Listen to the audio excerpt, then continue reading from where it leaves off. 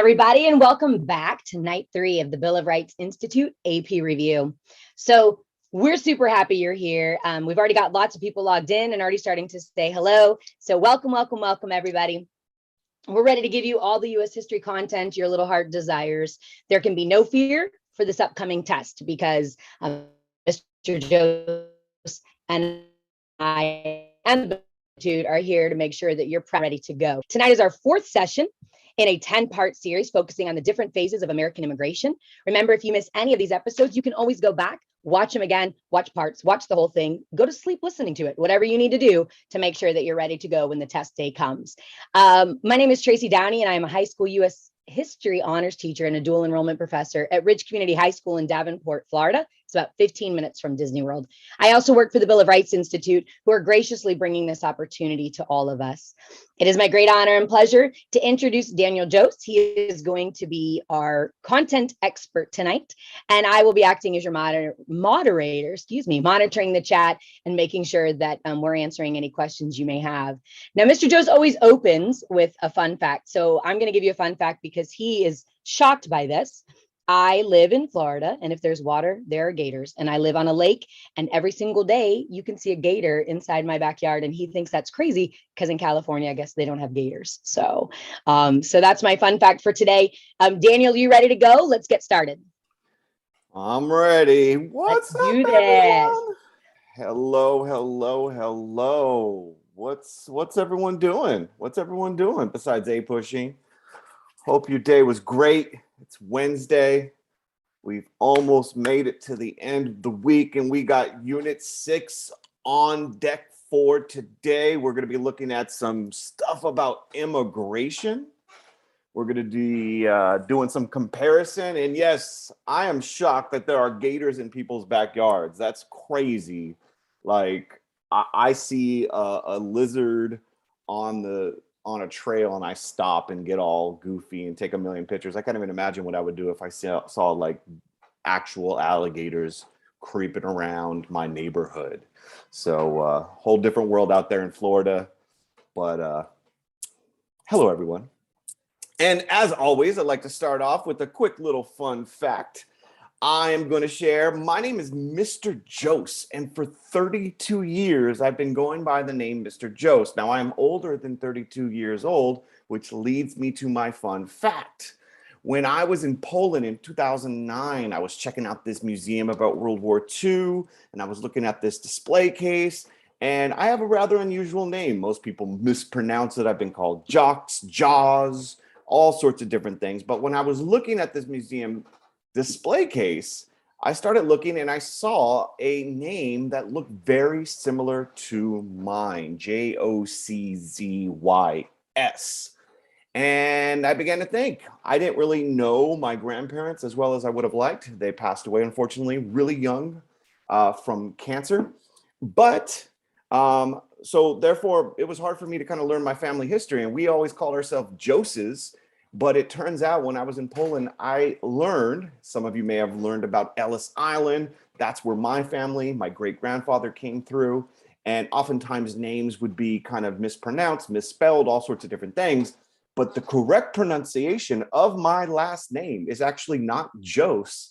It is Jocz, if you pronounce it in Polish. But, you know, at that point in my life, it just felt like too big of a shift to go from Jocz to Jocz. Not to mention everyone's going to start calling me Mr. Roach or all sorts of different things. So anyways, I just figured I'd share that because my Polish identity has been largely lost over the years as my family has settled in this country. And I'm sure many of you, maybe some of you, have your own immigration story, your family's immigration story. So I hope that today's topic is not only interesting to you, but hopefully gets you to start thinking about your own family history. And if you are lucky enough to have loved ones, family members, friends of the family that are still around, talk to them, ask them questions, find out all that good stuff about your own history. You learn all this other history, your own is probably the most important. So you could call me Mr. Jocz, you could call me Mr. Jocz, or you could just type my name in the chat and I will reply.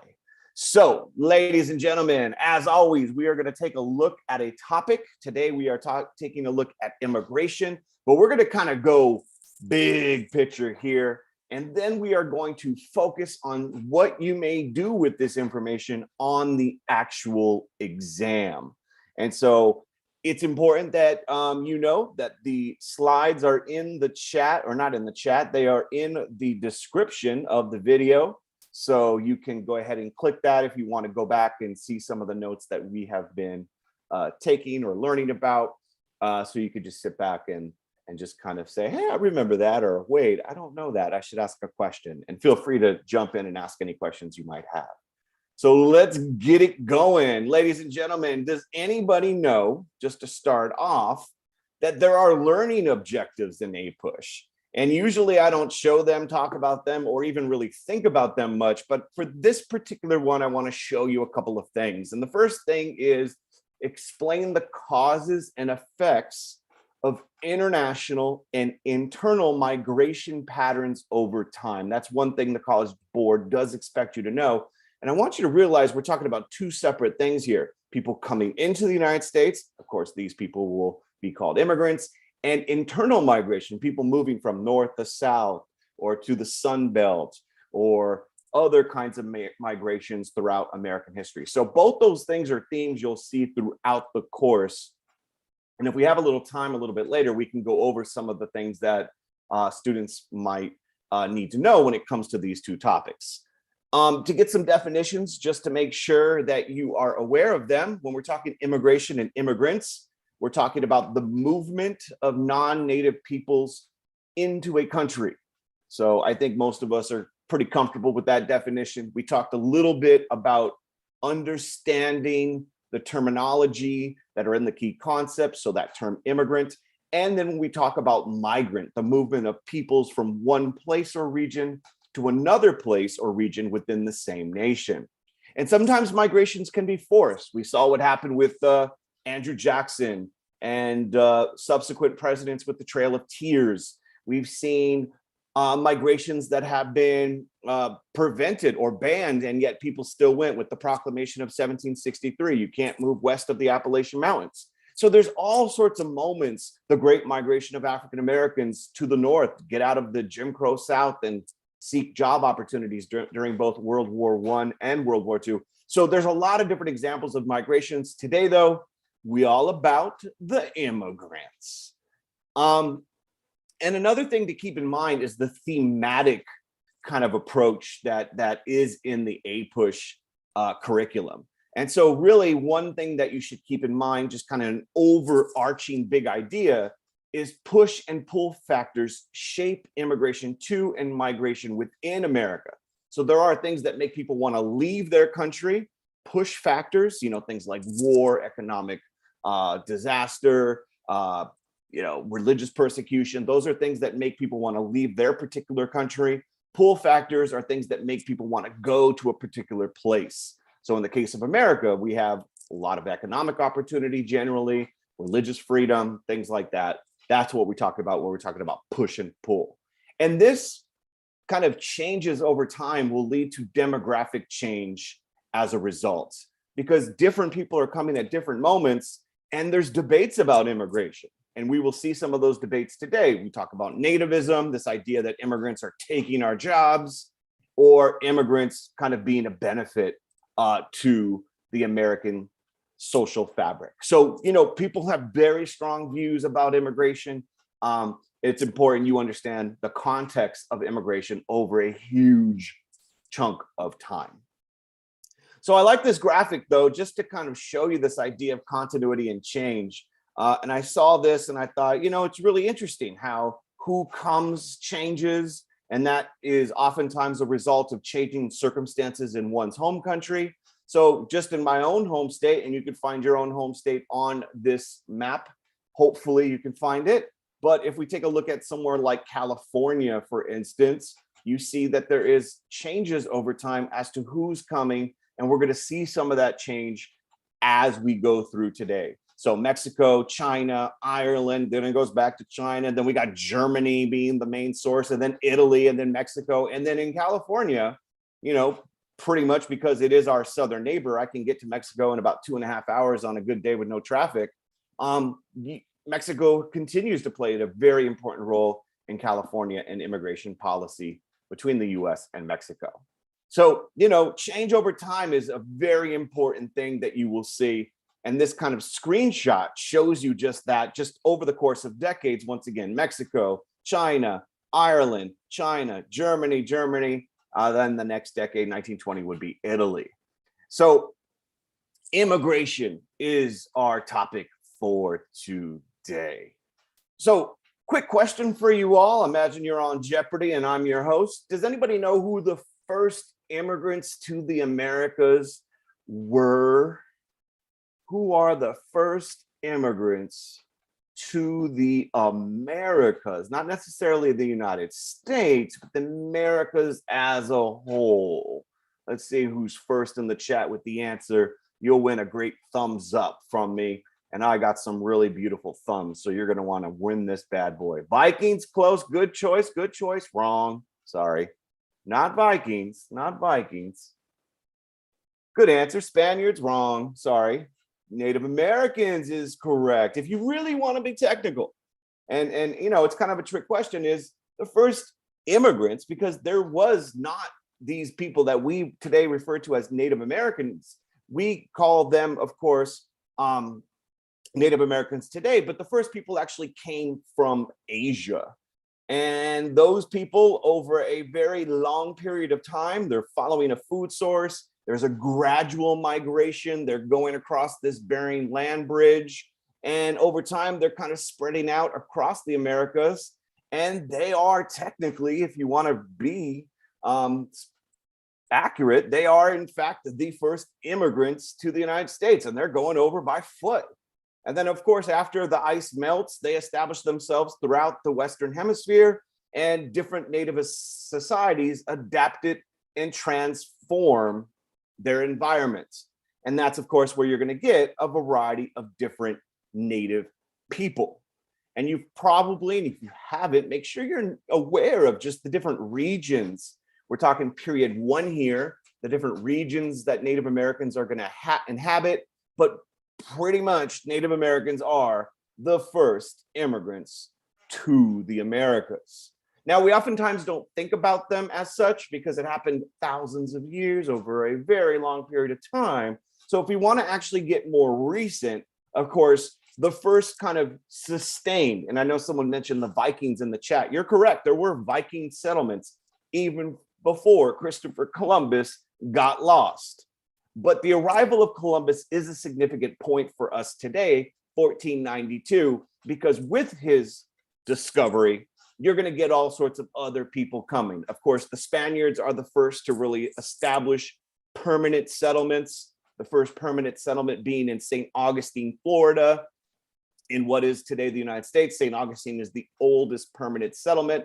But then, of course, you're going to get the Jamestown colony in 1607. You're going to get Quebec in 1608. You're going to get the Dutch coming over. You're going to get a whole bunch of Europeans coming to the so-called New World. And what's important to keep in mind about this first wave of immigration, and this oftentimes doesn't get described this way in your class. Your teachers are trying to get through the material. There's colonies, there's wars with Native Americans. But if you really want to look at this first wave of immigration, and for the purposes of kind of giving you a date that's important because it's in the key concepts, 1607 is the establishment of Jamestown. And remember what happens. You get people coming to what is known as the Chesapeake region. They're English settlers seeking a profit. When it comes to the New England region, up in the area you see in the yellow, you get Pilgrims and Puritan families. So you've got a different group of people coming over to that region. In the middle colonies, it's a whole bunch of different folks. In New York, it's originally New Amsterdam, a Dutch settlement, and then the British will roll up, and then the Dutch will say, oh, we're out of here because we can't beat you in a fight. And then in Pennsylvania, you have, of course, the Quakers. And then you cannot forget the forced migration, because not all immigration is voluntary. And so people of West African descent were forcibly brought to the Western Hemisphere. And you can get to see on this map, and I think this is something we'll return to in period 2 or 3, is just where do people who are enslaved, where are they forced to go? And you'll see 4% go to British North America. The vast majority are going to the West Indies, the Caribbean. They're going to places like Brazil.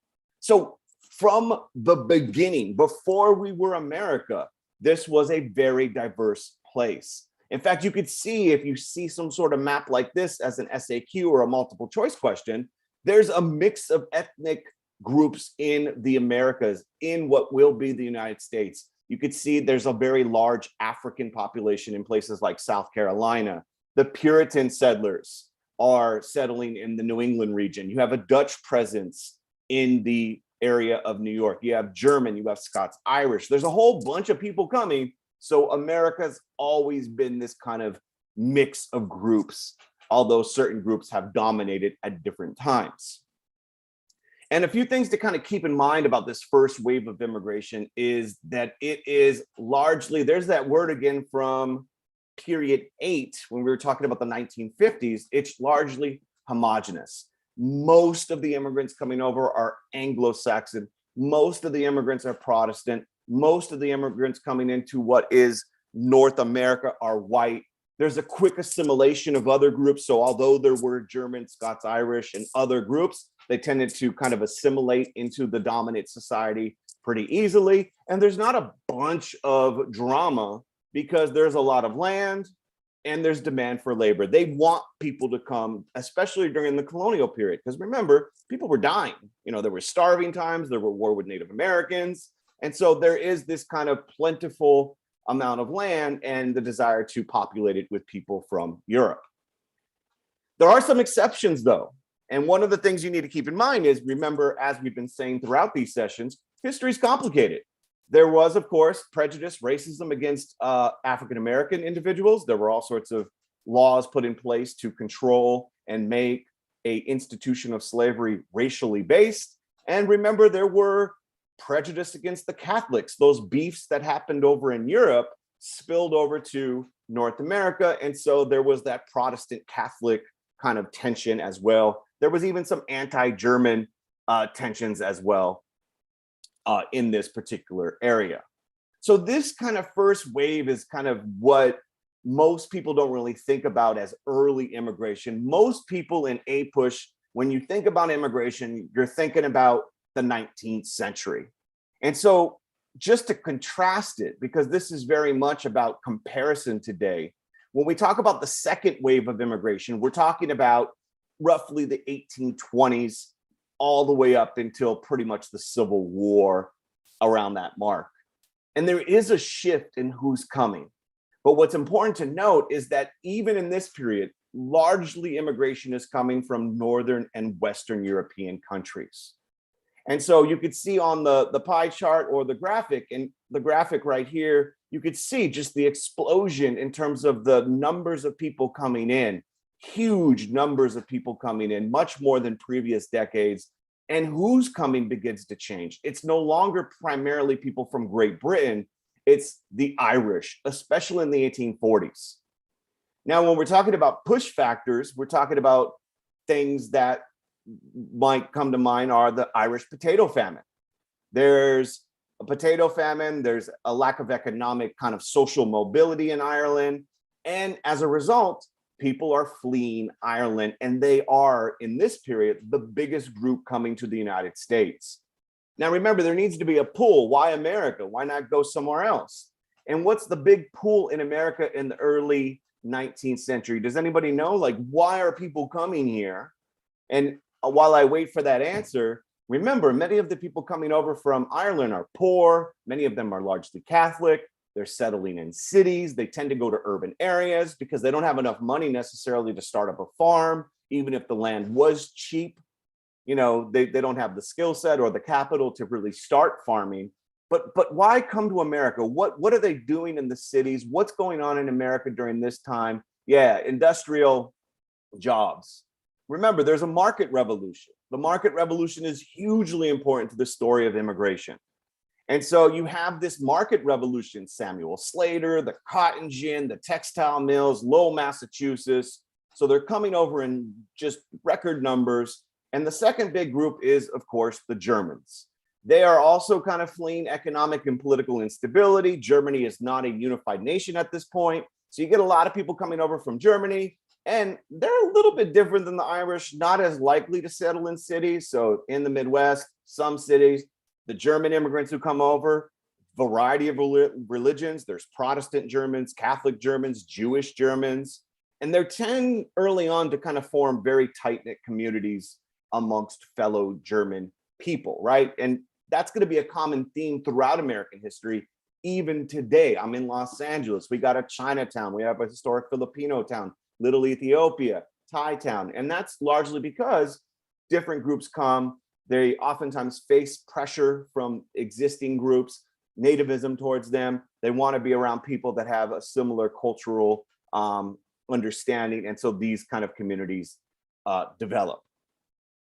What's important to keep in mind, though, once again, is those key concepts. And I don't have any graphic with all the key concepts for immigration set up tonight because most of them are in the slide deck. But this is a very important thing you're supposed to know. Substantial numbers of international migrants continue to arrive in the US from Europe and Asia, mainly from Ireland and Germany, often settling in ethnic communities where they could preserve elements of their languages and customs. And you could see where they're going. And one of the things that you may see on the test is like asking you, where is an immigrant likely to go in the 19th century? Where is an Irish or German immigrant likely to go or not likely to go? And one thing that stands out to me, and hopefully you as well, is that the low numbers, less than 10% of immigration, less than 10% of the population in these places that are orange are immigrants. And that makes sense. If I am an Irish immigrant looking for economic opportunity, I'm probably not going to find it in the South because the South is primarily reliant on slave labor. You can't compete with slave labor if you're an immigrant. So there aren't those low wage jobs in as much of an abundance as it is in the North. And so you see just the demographics of where the diversity is going as a result of these things. Now we got to hit time out here for a moment because we can just focus on the Irish and the Germans. But if you remember in that key concept, there were also references to other groups. So there's this kind of false understanding that some people have that this country is primarily made up of one group. But remember, it gets messy. Remember, all this land you see right there in that kind of pinkish reddish color used to belong to Mexico, including the place I'm sitting right now. And remember, following the Mexican-American War, which ends with the Treaty of Guadalupe Hidalgo, this chunk of land, including California, becomes part of the United States. And with that comes people of Mexican ancestry who suddenly find themselves not crossing the border, but the border crossing them. And so that's going to create a sense of challenges and opportunities as you have this large number of people of Mexican descent because, well, America takes that land over. And of course, the other one that is explicitly mentioned is immigrants from Asia. And the big group during this period is the Chinese immigration. They start coming over in pretty large numbers as a result of the gold rush. And then, of course, with the building of the Transcontinental Railroad, you're going to see Chinese labor in the western part of its construction, whereas in the eastern part, it's going to be primarily Irish immigrant workers. So there's been this diversity from the get-go, from the jump in immigration in America. So that's why it makes sense in 1850, the majority of people who are identified as foreign-born are from Mexico, and you can kind of see that shifting over time, depending upon what's going on in world affairs. Now, with this change in immigration, there is going to be an uptick in nativism. And it's very important you understand nativism. I've seen this topic on the exam numerous times. The most kind of clear example of that nativism is the Know Nothing Party or the Order of the Star-Spangled Banner. They are a group of American nativists, and they are advocating, especially against the Irish immigrants, trying to limit the number of Irish immigrants coming. And they were really worried about not only economics. So there's reasons for nativism. There's this perception amongst some nativists that they are taking jobs from native-born not Native American, native-born white Americans. You know, and maybe they don't necessarily take the job, but they lower the wages so the job is no longer desirable for native-born Americans. There's also concerns that these immigrants, especially the Irish, are going to outvote the native-born Americans. They're going to ruin the Anglo-Saxon culture of the United States. And a big part of this nativism is the fact that they are Roman Catholic, and there's this sense that they're going to be more loyal to the Pope than they are to the American institutions of their new country. So you see this going on in the 19th century, and that nativism is going to dramatically accelerate when it comes to non-white, non-English speaking immigrants. And the biggest example of the nativism of the 19th century that you should definitely know about is the Chinese Exclusion Act.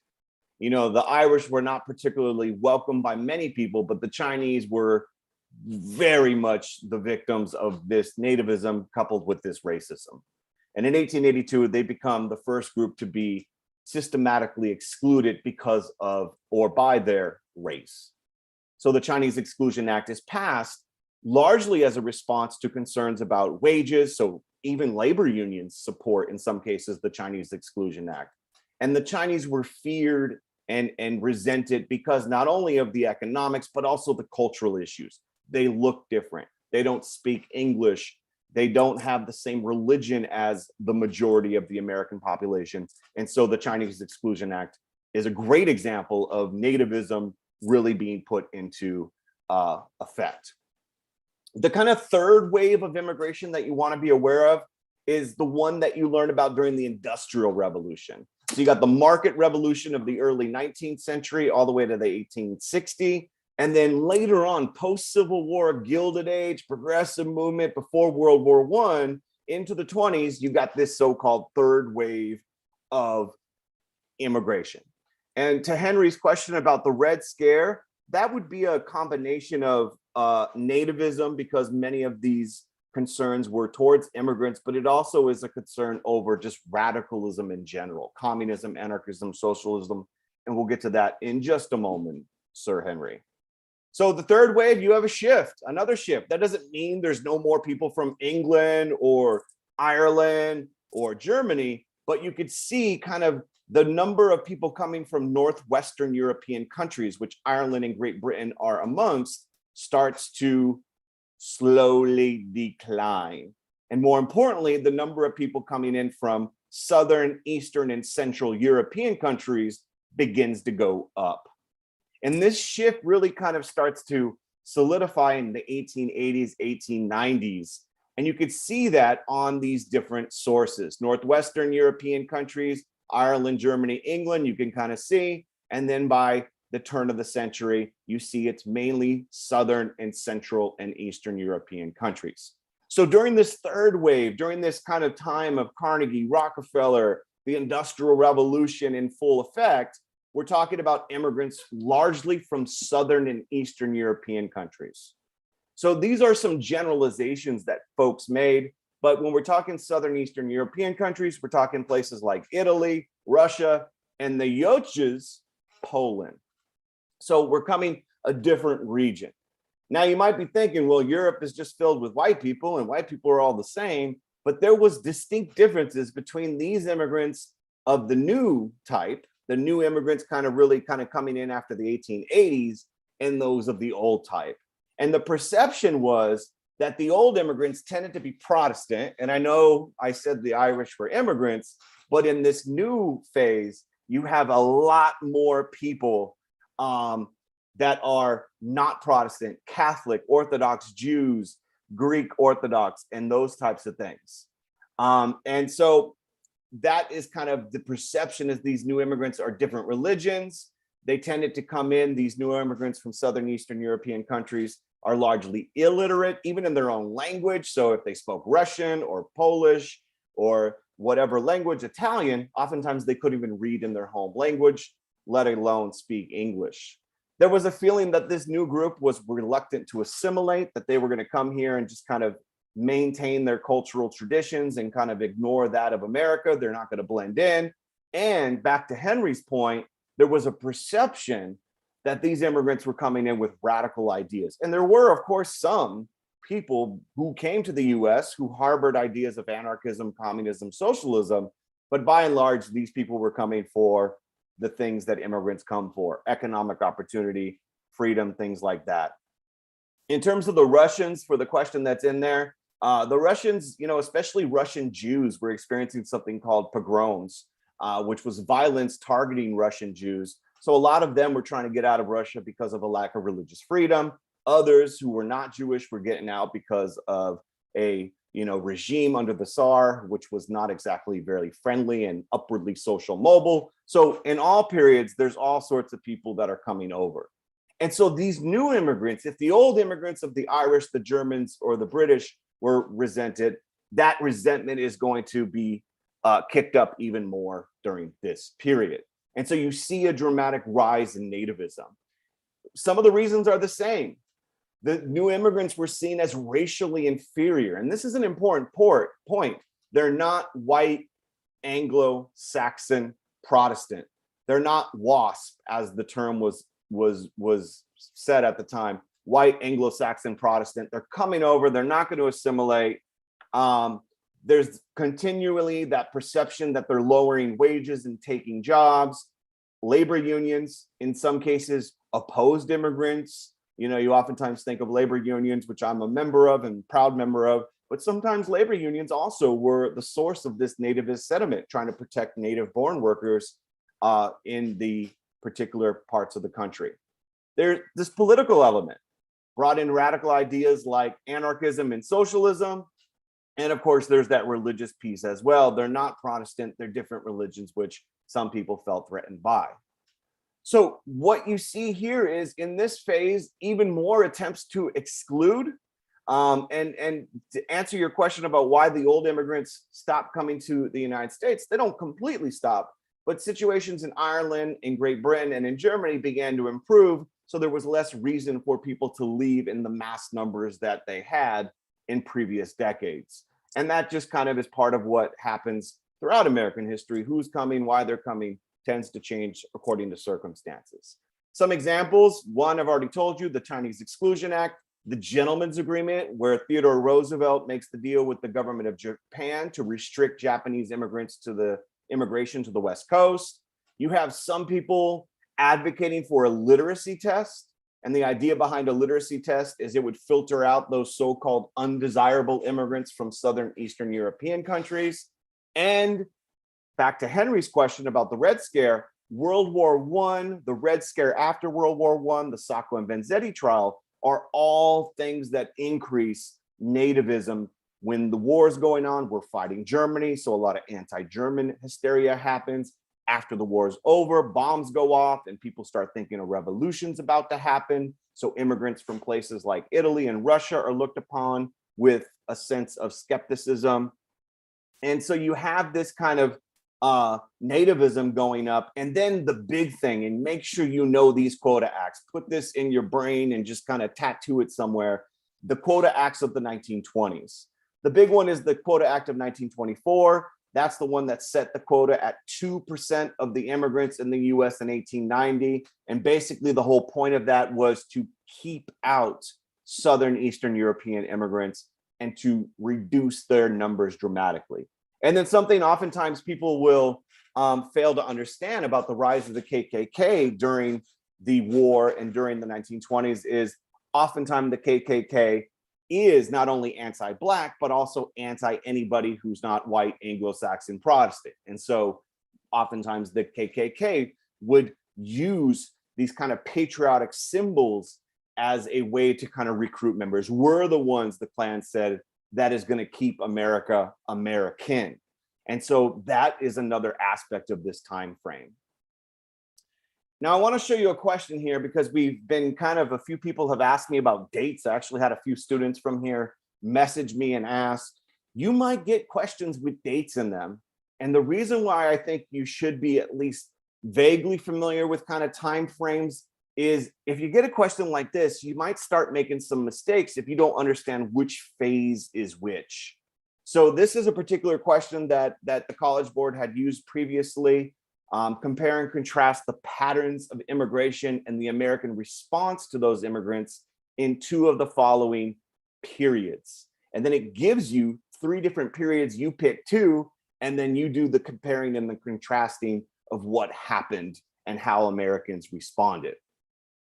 And so you have 1820 to 1860, 1880 to 1924, and 1965 to 2000. And the reason why I show you this is because this kind of really helps the question itself, lends itself to kind of this idea of the different waves of immigration. And so beginning of the second immigration wave is 1820. You know, there's no start date. No one declares it. It's not like someone in Ireland says, all right, y'all, we're going to begin the immigration wave. But it's around the 1820s, after the War of 1812. Remember, there's a sense of nationalism, the economy, the American system, the factories, the transportation improvements of Henry Clay. So 1820 and then 1860 is the Civil War, where, you know, immigration does slow down once the Civil War is going on, because who wants to go to a country that's fighting itself? It's just silly. And then 1880 is kind of really the third wave, the shifting immigration patterns. You know, the Southern Eastern Europeans are coming in greater numbers. 1924 is the establishment of the Quota Act. And the reason why 1965 is a date you should know, and I did cover this in our period 8 lesson and period 9 lesson, is 1965 is the year of the Immigration and Nationality Act. And that act, remember, was part of the Great Society. There is Lyndon Johnson signing the act. And you could see a book, The Law That Changed the Face of America, the Immigration and Nationality Act of 1965. And that thing that is passed by Congress and signed by President Lyndon Johnson is a very important moment in immigration history. It basically eliminates the quotas and the Exclusion Acts that had been in place since the 1920s and even further. And so this fourth wave of immigration is kind of like 1965 to today. And, you know, it's kind of hard to say to what point to today, because there's a lot of uncertainty as to what our immigration policy really is. It kind of changes according to who's president and what's going on in the world. And if COVID's happening and other things are happening, immigration kind of takes a backseat to some of this other stuff, but it's constantly being discussed. What's important, and I'm going to really much oversimplify this so we can get to our skills, is who's coming during this time period begins to change. And I know this graphic is really small on your screen, especially if you're watching on a phone, but if you take a look, the modern era, 1965 to 2015, it gives you the number one groups coming in. And so the top 4 countries are Mexico, China, India, the Philippines. Regions, it's Latin America, Southeast Asia. Europe is third, a distant third, mind you.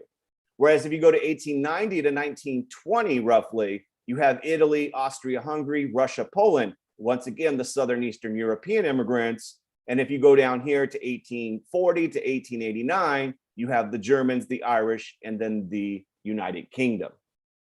And so by eliminating the Quota Acts, what happens is who's able to come to the United States fundamentally changes.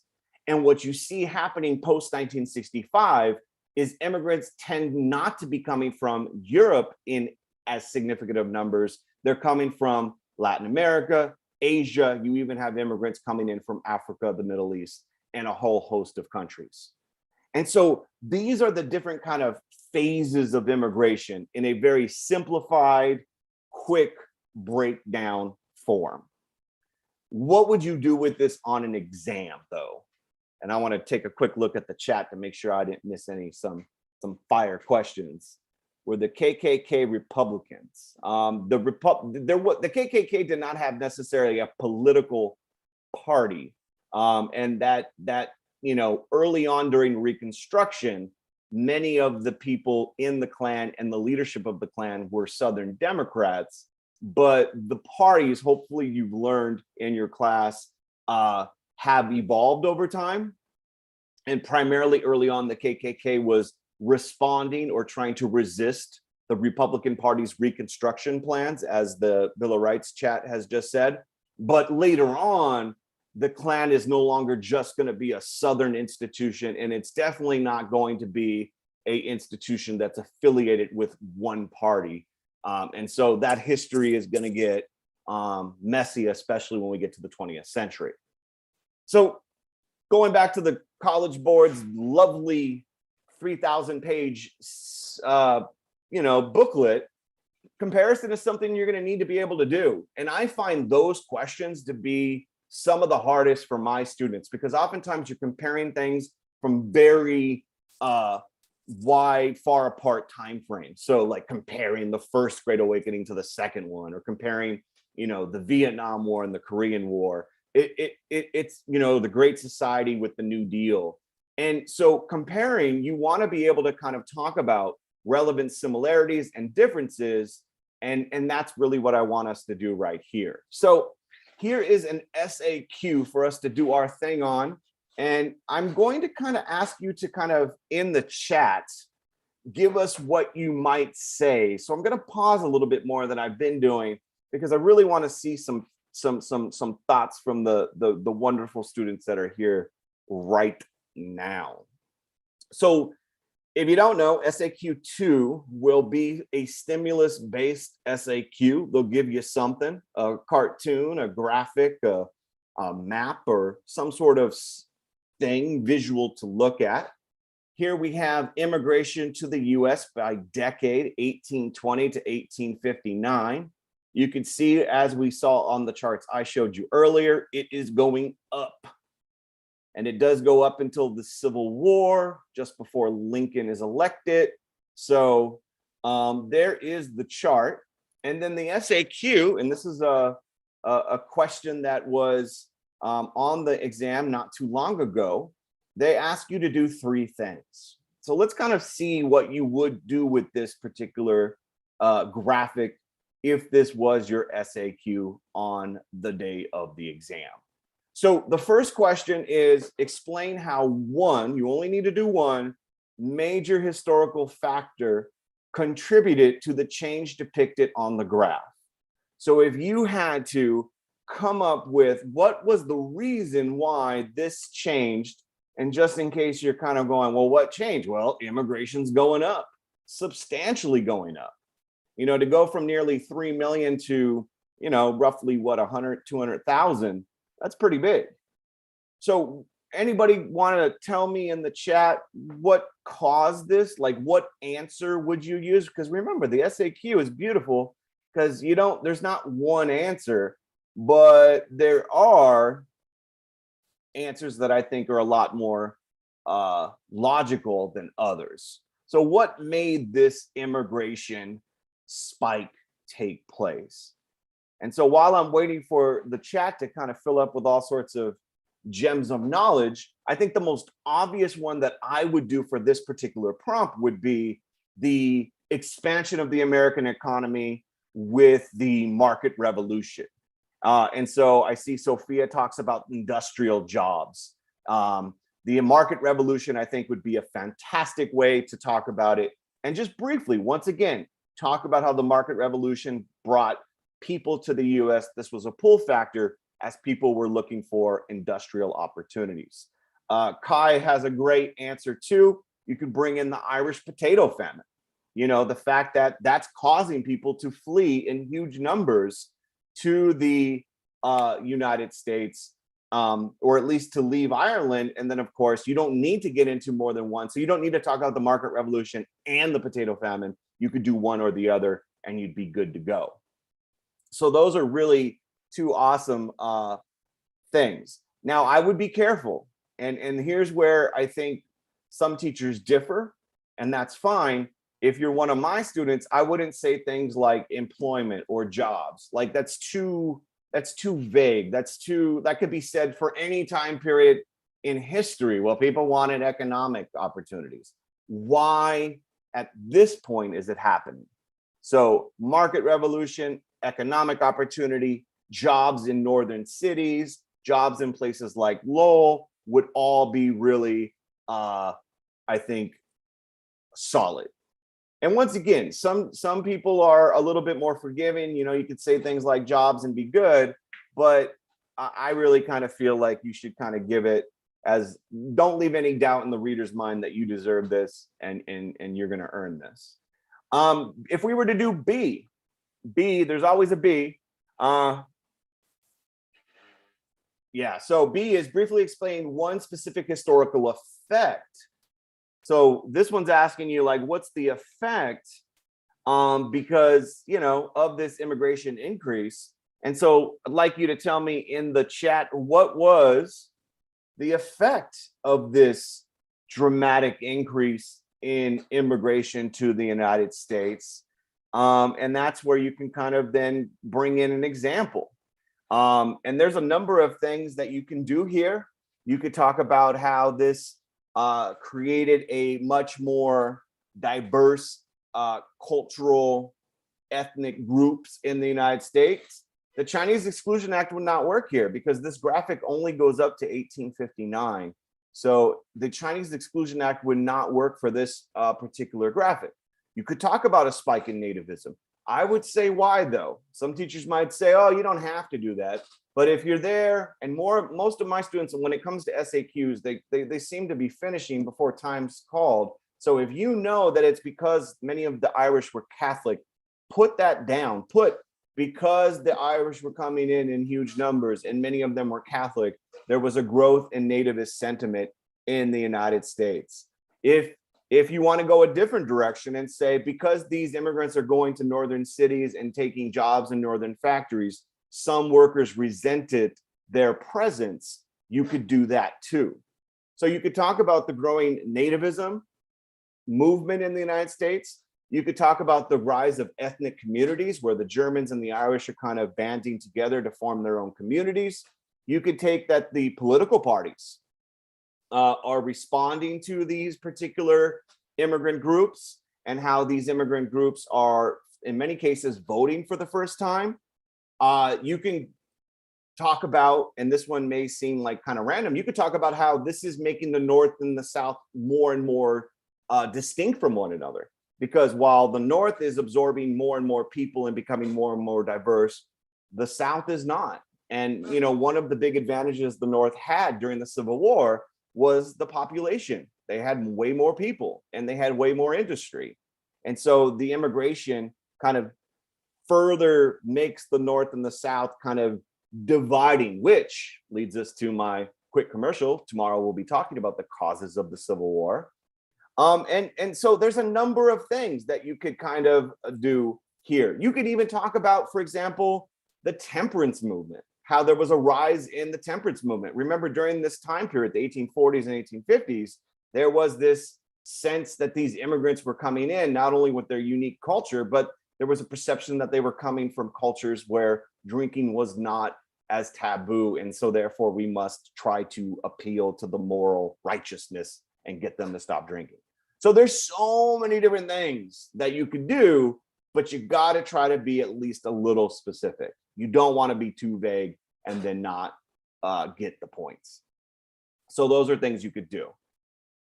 If this was a DBQ and you were writing some sort of essay, I want to show you one of the most horrifying and fascinating political cartoons. Take a look at this one. Imagine this was your document and that's your prompt.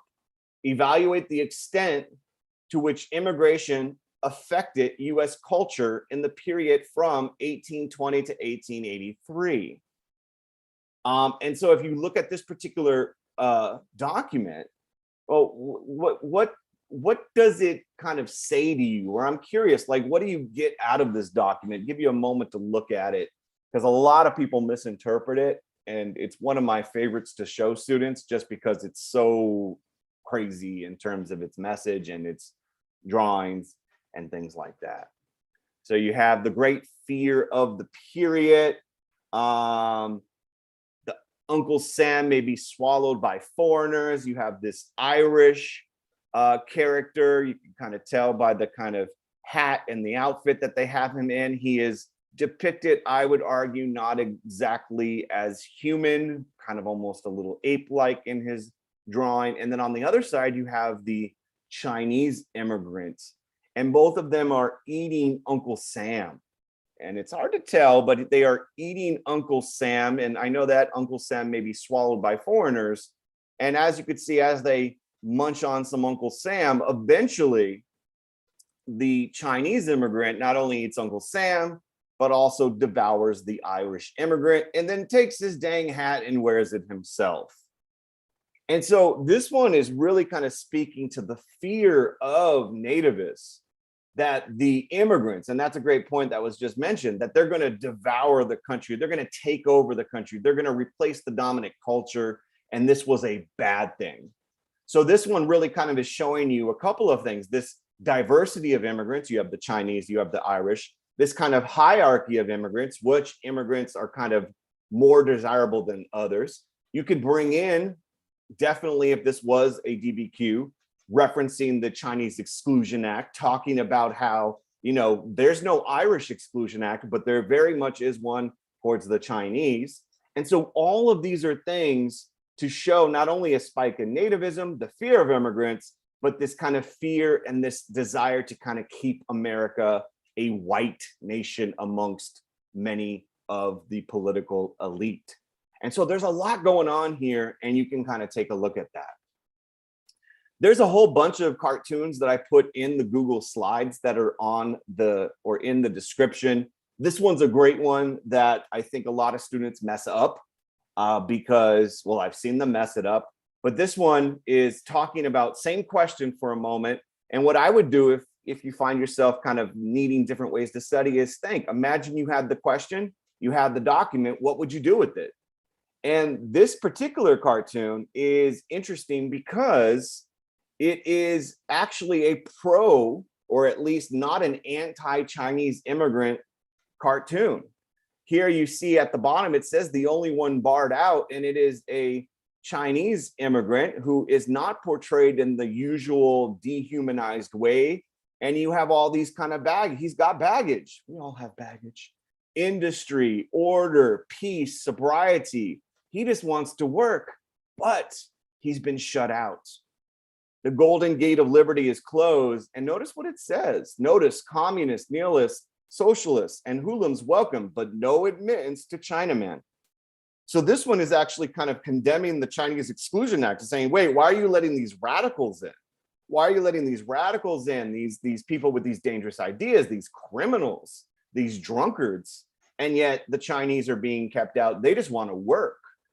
And so you can kind of bring in how there was debates about who should come, as we still have today. And there were differences of opinion about who should come and what types of exclusions we should have. Should we keep out people based upon race, based upon country, based upon income, based upon ideas? And America's wrestled with this quite often. This is another great one if you kind of change the question, because remember what happens during this second phase of, or third phase, my bad. The third phase, where we're talking 1880 to 1924, we're very much kind of talking about not only a fear of immigrants because of the economics, the religion, and things like that, but this sense that these immigrants are coming over and they have these radical ideas. And much when you kind of, you know, make a soup, you oftentimes will scoop out the fat, the undesirable parts and dump it out. But you'll notice the international workers of the world, red flag, Bolshevism, the mad notions of Europe, anarchy, un-American ideals. This is showing this sense that these new immigrants are not only problematic, maybe from an economic standpoint, but from a political standpoint as well. So everything you're doing, if it is a DBQ or if it is an SAQ, is to kind of think about how does it help me defend whatever my argument might be. None of these are all before the Quota Acts, but this particular one would be a great cartoon to kind of illustrate that in response to fears over political radicalism, the 1920s will see the adoption of Quota Acts, which will intentionally keep out immigrants from areas that are deemed undesirable in Southern and Eastern Europe. Whereas that doesn't happen in 1820 to 1860. So if we're comparing and contrasting, their political radicalism isn't as much of a deal here as it is here. And so you want to think, what makes one time period different what makes it similar to another. And just to kind of show you what's in the slide deck, because we are kind of coming to a near close, there's different moments in immigration. And some of these I forgot to put the dates in there. Like this one is from the 1840s. This one's the 1890s. This perception of, and I love this one too, just because these gentlemen who are now presumably doing quite well, they look to be wealthy, they perhaps are wealthy industrialists, they themselves had their own immigrant background, and now they want to keep out those immigrants who are coming, who are poor. And so that, in terms of which immigrants were coming from 1965 to 2000s, that is the end of the Quota Acts that were established with the immigration reform that happens in 1965. So the majority of the immigrants coming after 1965 are from Latin America, Asia, and areas that are not European. And so that creates a certain kind of uneasiness amongst nativists. Oh crap, our nation is changing. And then the other thing I want to point out, and this is one that does a good job at kind of illustrating this desire for quotas, there's a whole bunch in here that we're not going to get to, but I do recommend you take a look at them because they're fascinating. Some of them are pro, some of them are anti-immigrant. But the other thing is how war is or has an impact on immigration policy. And I'll just close out with a couple of things just to kind of bring it to your attention. If there's a DBQ or an LAQ or even an SAQ about war's impact on the home front, you might want to say, for example, a rise in anti-German feeling during World War I. Here you have this kind of pro-German immigrant where he's waving outside his window the American flag, but inside he's toasting the Kaiser. And remember, even prohibition, which passes after World War I, is partly because there's this sense of these breweries, this alcohol is associated with immigrants, and there's this sense, why are we wasting food to make alcohol when we need to feed our soldiers and our allies? And so war has the ability and the capacity to impact America. And back to Henry's question about the Red Scare. This is a cartoon from the post-World War I period during the Red Scare, whereas there's this idea, and here's this immigrant, and look at what he's done to the flag. He's cut out all the white sections because he's loving the communism and wants to spread that in his new homeland. And so there's that as well. During World War II, remember what happens. During World War II, there's a labor shortage. So you get this opportunity for women and people of color to get jobs in industries that normally would not hire them. And during World War II, you have something called the Bracero Program, where people in Mexico are provided transportation by rail to the United States so that they can help out with the labor shortage, primarily for agriculture. So during the Depression, there was an effort to kick out people who were undesirable, including many Mexican and Mexican Americans. It's something called repatriation. During World War II, they said, no, we need your help, come on back. And then of course, the biggest thing will be the bombing of Pearl Harbor. And although 2/3 of the people who are put in camps, the Japanese internment camps, are American citizens, let's not forget that, the others who were Japanese immigrants were oftentimes seen as the enemy because of this kind of fear that spreads throughout the country following the bombing of Pearl Harbor. So those are just some examples of things that you can do in terms of understanding immigration. And like I said, in the slides, you have more examples and things that you can take a look at. But that is 5 o'clock. So if there are any questions, I am happy to help. And please post them in the chat. We'll go ahead and wait a moment to see if we got anything that's burning to get answered right now.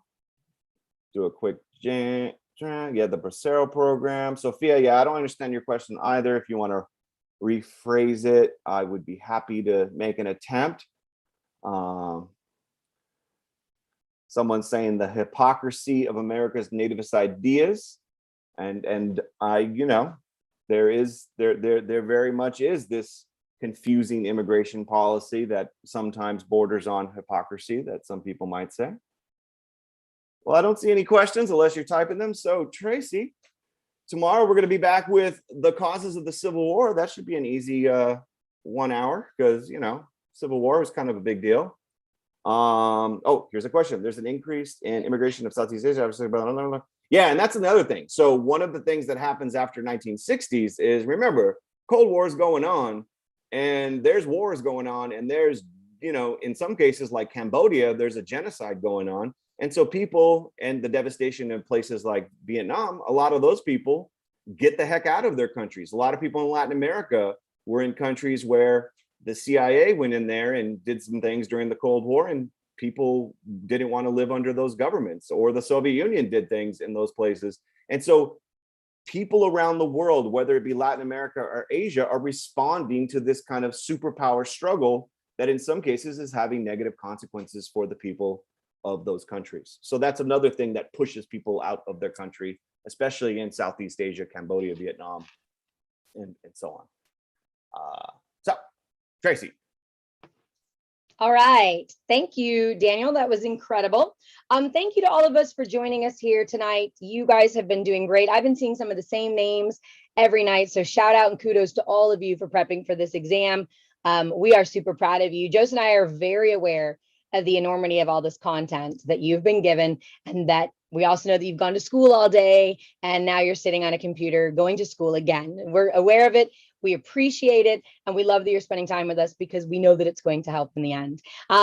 Big thank you to Daniel Jocz, who has been getting us through this and sharing his wealth of knowledge that he has as an APUSH teacher. He knows so much that, you know, I mean, it's so impressive to listen to him. Also, shout out directly to any of his students in the chat tonight. I see a lot of you guys saying hi to him. Not sure if it's because you just follow him and you like his, you know, his knowledge, or if you're his student. So shout out to them.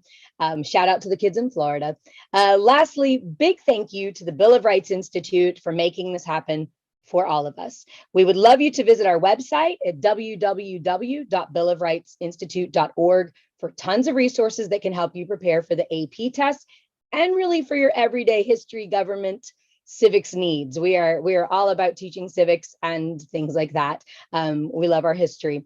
Tomorrow night, we will be here again for session 5, unit 5 for the Civil War. Like he said, that's a pretty big deal. We all know that it happened. And so we're going to dive into that.